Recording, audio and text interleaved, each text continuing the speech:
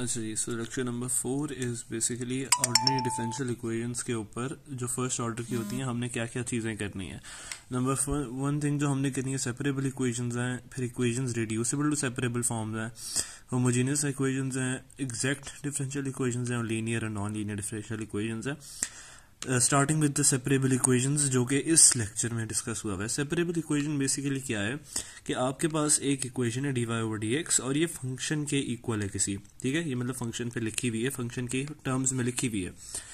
अब I will call this A separable equation अगर मैं इसमें से x कंपोनेंट अलग एक फंक्शन निकाल सकता हूँ और y कंपोनेंट अलग निकाल सकता हूँ और इन दोनों के प्रोडक्ट के फॉर्म में इसको लिख सकता हूँ। यानी if dy/dx is equals to the product of h of x and g of y, यानी जो एक x का फंक्शन एंड y का फंक्शन है, यहाँ पर मतलब ये एक एक्सप्लिसिट फंक्शन है ना। देखो मतलब कोई भी फंक्शन है ना, वो x की टर्म्स में भी है, y की टर्म्स में भी है। अगर मैं x वाले को अलग x करके और y वाले को अलग y करके लिख सकता हूँ तो मैं इसको सेपरेबल फंक्शन कहूंगा। इसमें बेसिकली हमारा मकसद कैसे हमने सॉल्व करनी है, इसके बड़े सिंपल से स्टेप्स हैं। We will just follow the steps और हमारा होता जाएगा। सबसे पहले हमने क्या करना है कि हमने जब हम dy/dx gx और hy की फॉर्म में ले आएंगे ना, तो अब हम इंटीग्रेशन को सॉल्व कैसे करते हैं, मतलब अब हम इसको पार्शियल डेरिवेटिव बेसिकली बना रहे हैं, पार्शियल नहीं सॉरी, जिसको हमने उस उधर वो डेरिवेटिव पढ़ा था पार्शियल।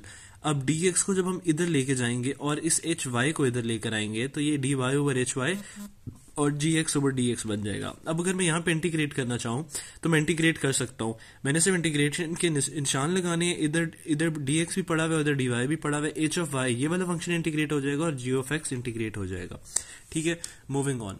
मतलब बात यह कि h ऑफ y इधर डिनोमिनेटर में आ जाएगा। जब h ऑफ y इधर डिनोमिनेटर में आ जाएगा तो यहाँ पर h ऑफ y की ऐसी वैल्यू नहीं हो सकती, यानी कि h of y can not be zero, क्योंकि अगर जीरो हो गया तो फिर तो ये फंक्शन अनडिफाइंड हो जाएगा। अनडिफाइंड हो जाएगा तो वो तो कंटिन्यूस ही नहीं रहेगा, डेरिवेटिव कंटिन्यूस नहीं रहेगा। तो हम क्या कहते हैं, पीस वाइज फंक्शन का आंसर लिखते हैं, वो मैं आपको बताता हूँ आगे। अच्छा जी, तो सबसे पहला काम हमने क्या किया कि हमने h ऑफ y को जीरो पुट करके इक्वल टू जीरो कर दिया और हमने चेक किया कि h ऑफ y की तब क्या वैल्यू है। ठीक है, we solve the equation g of y कर लो is equal to zero and find the constant solutions of the equation. इसकी एग्जांपल पहले ही कर लेते हैं हम। अब लेट्स से मेरे पास dy/dx is equal to y² minus x का एक फंक्शन है। अब अगर इसको मैं g ऑफ x और h ऑफ y में लिखना चाहूँ तो मैं क्या लिखूंगा, 1/x multiply by y² minus 1। y² minus 1 वाली टर्म इधर डिनोमिनेटर में जाएगी, तो अब मैं y² माइनस 1 को इक्वल टू पहले जीरो पुट करूंगा। व्हाट इज माई स्टेप 1 कि उसको जीरो पुट करके देख लो जो भी g ऑफ y वाली टर्म है, ताकि उससे कांस्टेंट सोल्यूशन आ जाए। y² माइनस 1 को जीरो पुट करके देखा, y is equal two plus minus 1 मेरे पास आंसर आ रहा है। इसका क्या मतलब है कि जब y की वैल्यू +1 होगी या फिर -1 होगी तब यहां पर इन्फिनिटी आ जाएगा, लाइक ये जीरो हो जाएगा और 1/0 इन्फिनिटी, यानी ये फंक्शन डिसकंटिन्यूस हो जाएगा at what values, at y is equal to +-1। ये हमने एक सेट ऑफ वैल्यूज निकाल ली। अब हम निकालेंगे वैल्यूज अगर y is not equal to +-1 तो फिर आगे क्या सीन हो रहा है, उसके लिए हमें अगले स्टेप्स करने हैं। For non constant solutions we write the equation in the form dy/gy is equal to hx/dx, then integrate जिससे हम नॉर्मल इंटीग्रेशन करते हैं and obtain the solution of the form this. Integration वाली इक्वेशन है ना, तो सोल्यूशन इसी form का आएगा, hx+c की फॉर्म में, कांस्टेंट भी आएगा। अगली ये बात क्या है कि we list the entire constants and the non constant solutions to avoid repetition, यानी कि हम हर चीज मतलब सारे कांस्टेंट्स की हम c1 c2 इस तरह करके लिखते जाएंगे। If you are given an initial value problem use the initial condition to find the particular solution, यानी अगर तो क्वेश्चन में आपको इनिशियल वैल्यू या इनिशियल कंडीशन गिवन है तब आपने ये c की वैल्यू भी फाइंड करनी है। अगर नहीं गिवन है तो आपने c की वैल्यू फाइंड नहीं करनी, आपने बस ये जनरल सोल्यूशन लिख देना।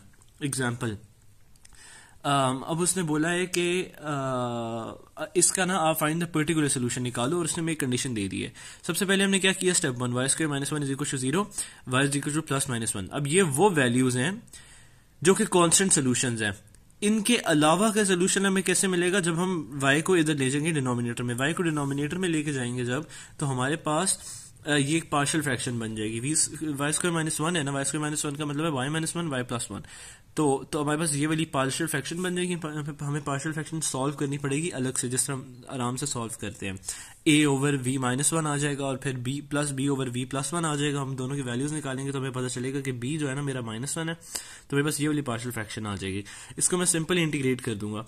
1 ओवर y माइनस वन की इंटीग्रेशन होती है natural log y minus one, minus का साइन है तो ये नीचे चला जाएगा, और 1 ओवर y प्लस वन की इंटीग्रेशन होती है natural log y plus one, तो ये इस फॉर्म में आ गया डिनोमिनेटर। इसी तरह 1 ओवर x की होती है नेचुरल लॉग x, बेसिकली जिसकी डिग्री पावर माइनस वन है तो उसकी इस तरह आ जाएगी, और प्लस ये मेरे पास कांस्टेंट आ गया।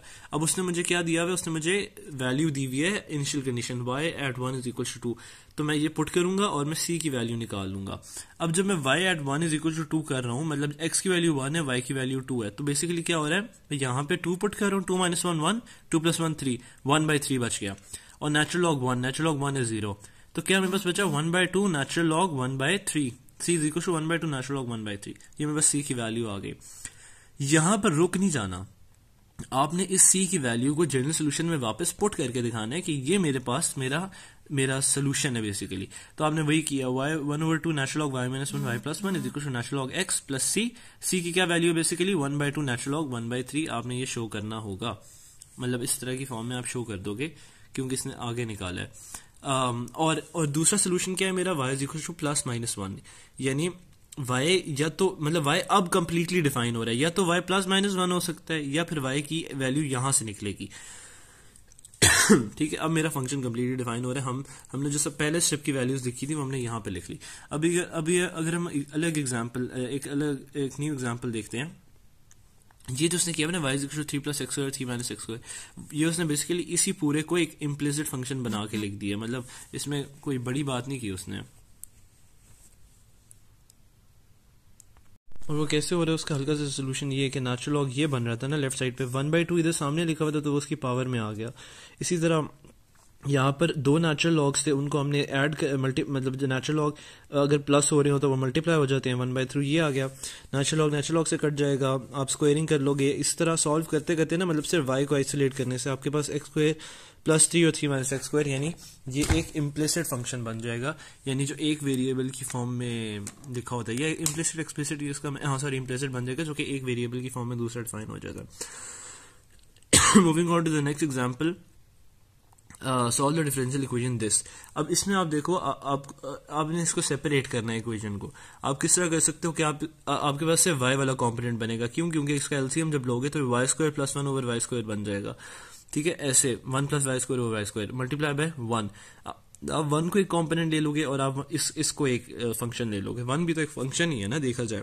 अब अगर मैंने इसको इधर लेके जाना है, मतलब इस पूरी 1 प्लस y स्क्वायर और y स्क्वायर को दूसरी तरफ लेके जाना है, तो मुझे कांस्टेंट मतलब फिर मैं इसको इक्वल टू 0 पुट करूंगा, तो मैं इसके कांस्टेंट सॉल्यूशंस देखूंगा। जब मैं इसको सॉल्व कर रहा हूँ ना तो मेरे पास इसका कोई कांस्टेंट मतलब सॉरी एक मिनट, हाँ, जब मैं इसको सॉल्व कर रहा हूँ 1 प्लस 1 और y square is equal to 0 को, तो मेरे पास नो कांस्टेंट सोल्यूशन आएंगे क्योंकि रियल रूट नहीं एग्जिस्ट करेगा। रियल रूट कैसे नहीं एग्जिस्ट करेगा? अच्छा, फॉर अ मोमेंट इमेजिन 1 को उधर ले जाओ, 1 और y स्क्वायर माइनस 1 हो गया, रेसिप्रोकल ले लो, y square is equal to minus 1 हो गया। अब स्क्वायर है ना तो स्क्वायर रूट कर लो, y is equal to under root minus 1 हो गया। अंडर रूट माइनस 1 क्या होता है? आयोटा, यानी रियल रूट है ही नहीं, इसलिए कांस्टेंट सोल्यूशन नहीं एग्जिस्ट करेगा। तो अब हम दूसरा सोल्यूशन देखेंगे। दूसरा सोल्यूशन किस तरह होता है कि हम ये वाली टर्म को उठाकर इधर ले जाते हैं, तो हम उसी तरह dy के नीचे ले गए और dt के साथ 1 ही आएगा, मतलब इस dt को हम उठा के इस dt को उठा के इधर ले आएंगे, पीछे 1 ही बचेगा। ठीक हो गया, ये हमारे पास हो गया। अब हमने आगे सिर्फ इंटीग्रेशन की है। इंटीग्रेशन हमने कैसे की है? हमने basically 1 over 1 plus y square को सिंप्लीफाई करके लिखा है, वाई स्क्वायर प्लस 1, और फिर इसको ये एक वो बन गया ना हमारे पास इम्प्रॉपर फ्रैक्शन, तो इसको प्रॉपर से डिवाइड करके 1 minus 1 over y square plus 1 आ गया। ये हमारे पास प्रॉपर है। 1 ओवर वाई स्क्वायर प्लस 1 की हमें पता है क्या होती है? tan इनवर्स होती है। tan इनवर्स होती है इंटीग्रेशन। ठीक हो गया, तो इसकी इंटीग्रेशन मेरे पास क्या आ जाएगी? 1 y minus tan inverse y, क्योंकि 1 की मतलब कांस्टेंट की इंटीग्रेशन क्या होती है? वो वेरिएबल, और 1 ओवर वाई स्क्वायर प्लस 1 की इंटीग्रेशन होती है tan इनवर्स। तो मेरे पास इसकी इंटीग्रेशन आकर ये आ जाएगी। लेफ्ट साइड पे dt था, तो dt के साथ कांस्टेंट था 1, तो t एज इट इज आ गया। y minus tan inverse y is equal to t plus c। Simple as that, ये हमारे पास सोल्यूशन आ गया इसका। ठीक है, अब हम अगली एग्जांपल लेते हैं। तो अगेन ये मेरे पास फंक्शन लिखा हुआ है, इस फंक्शन को मैंने अब दो वेरिएबल्स की फॉर्म में लिखना है।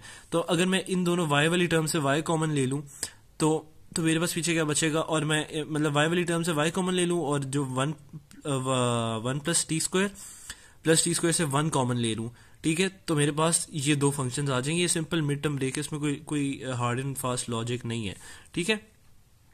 ये होगा बेसिकली वाई स्क्वायर, यहां से कॉमन लोगे तो 1 प्लस टी स्क्वायर बच जाएगा, और इधर भी 1 प्लस टी स्क्वायर ही है तो +1 कॉमन ले लोगे तो 1 plus y square 1 plus t square आ गया आपके पास। ये मिड टर्म ब्रेक है नॉर्मल। अब आपने क्या करना होता है, वाई वाली टर्म को नीचे लेके जाना होता है। तो आपने इसको इक्वल टू 0 पुट किया, आपने इक्वल टू 0 पुट किया, आपने वैल्यूज निकाली, इक्वल टू 0 पुट किया, अगेन इमेजिनरी वैल्यूज आ रही हैं, 1 उधर जाएगा, -1 हो जाएगा, स्क्वायर रूट निकालोगे तो फिर मतलब इमेजिनरी वैल्यूज आएंगी, तो no constant solution exist. For non constant solutions we separate the variables. हम 1/y स्क्वायर को नीचे लेकर गए, 1 प्लस टी स्क्वायर को यहाँ रखा, इसकी हमें पता है tan इनवर्स y होती है, 1 प्लस टी स्क्वायर की होगी t plus t cube over 3 plus c constant आ जाएगा। अब यहाँ पर इनिशियल कंडीशंस हमें गिवन है, तो हमने इनिशियल कंडीशन के हिसाब से पर्टिकुलर सोल्यूशन भी निकालना है। ये हमारे पास हमारा ये आ गया जनरल सोल्यूशन आ गया।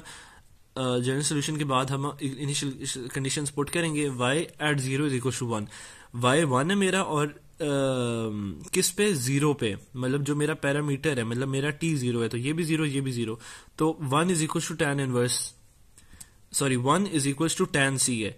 तो tan c की वैल्यू निकालनी है, tan इधर जाके इनवर्स हो जाएगा, तो tan inverse 1 is equal to c, tan inverse 1 होता है π/4, तो c इज इक्वल टू π/4 आ गया मेरा। अब मैंने इसको जनरल फॉर्म में दोबारा करके लिख दिया कि π/4 भी है, ये मेरा पर्टिकुलर सोल्यूशन आ गया। आगे इसी की दो एग्जांपल्स हैं, वो थोड़ी सी उसमें सिर्फ इंटीग्रेशन थोड़ी सी टफ है, बाकी प्रिंसिपल्स बिल्कुल सेम यही अप्लाई हो रहे हैं, इसलिए I will not go into that, वरना आप कहोगे तो मतलब वो भी कर लेंगे। लेकिन इसमें सेम वही प्रिंसिपल्स हैं कि आपका ये फंक्शन है, आप y को इक्वल टू 0 पुट करोगे तो only constant solution directly y equal to 0 आ जाएगा, क्योंकि y ने इधर जाना है। ये मेरे पास कांस्टेंट सोल्यूशन आ गया। नॉन कांस्टेंट सोल्यूशन के लिए मैं इसको इधर लेके जाऊंगा, मैं इंटीग्रेशन करूंगा और फिर मैं अपने आंसर्स निकालूंगा, ठीक है। मेरे पास इस तरह के आंसर्स आ जाएंगे। इसमें सिर्फ इंटीग्रेशन थोड़ी सी टफ है, वो भी हमने की हुई है, ठीक है। और इस तरह करके अगली भी एग्जांपल है, उसमें और भी कुछ नहीं है, बस सिर्फ इंटीग्रेशन थोड़ी सी टफ है, बाकी यही सेम वो वाले प्रिंसिपल्स है। इसमें dy ओवर dx मतलब अलग अलग है ना, तो आप y वाली टर्म्स को अलग कर लोगे, इस तरह dy ओवर dx की फॉर्म में लिखोगे, y वाला फंक्शन ये आ गया, x वाला फंक्शन ये आ गया, y वाले फंक्शन को 0 पुट करके कांस्टेंट सॉल्यूशंस निकालना चाहोगे वो निकालोगे तो आपको पता चलेगा वो तभी आ रहे हैं कांस्टेंट सॉल्यूशन जब y इज इक्वल टू 0 कर दूं मैं, ठीक है। बाय ऑब्जर्वेशन आप निकाल लोगे सारा कुछ। तो देयर इज दिस कॉन्सेप्ट।